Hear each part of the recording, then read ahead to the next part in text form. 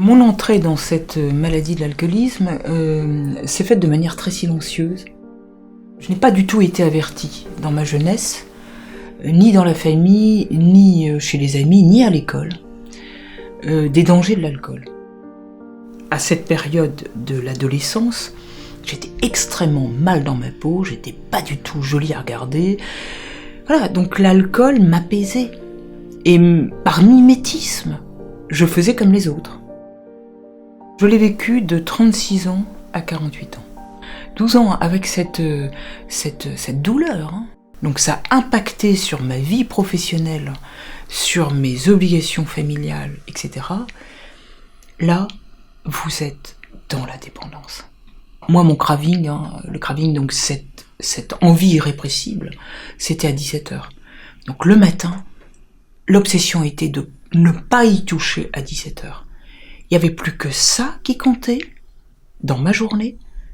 À une cérémonie des vœux où j'avais un super poste, eh bien, je vais m'effondrer ivre-morte à cette cérémonie devant 650 cadres supérieurs. Ça a été le déclic. Avec un médecin, je lui raconte mon histoire. Je me souviendrai toujours de son visage complètement ahuri. Sauf qu'il me dit « Mais madame, c'est pas de votre faute. Vous êtes tout simplement malade. Votre cas n'est pas désespéré.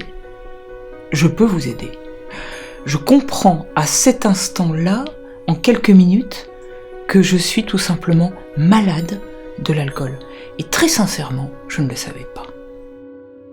À l'époque, donc on se situe en 2009, on était très axé sur l'abstinence. La voie de guérison, c'était l'abstinence. C'est violent.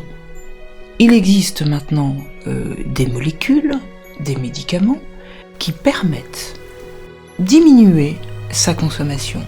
Ce qui est beaucoup plus simple dans la démarche de soins que l'arrêt complet. Je pense que toute avancée médicamenteuse ou psychothérapeutique dans le traitement de cette maladie est un plus pour pouvoir casser le tabou de la maladie de l'alcoolisme.